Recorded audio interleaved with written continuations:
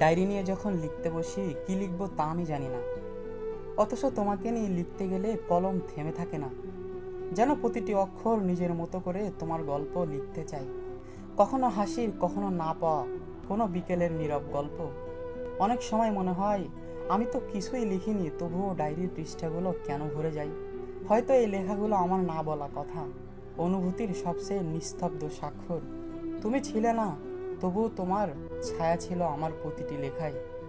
এক একটা শব্দে যেন তোমার স্পর্শ জেগে ওঠে, আর আমি অবাক হয়ে দেখি আমার অনুভব কিভাবে শব্দ হয়ে উঠেছে। কারো কাছে হয়তো এ কেবল আবেগ, আমার কাছে এ কেবল আবেগ নয়, অনুবাদ। তোমাকে নিয়ে লিখতে বসলে মনে হয় আমি আসলেই নিজেকে খুঁজছি। তুমি আমার শব্দে আছো, ঠিক যেমন আমি আছি প্রতিটি না বলা কথার ফাঁকে।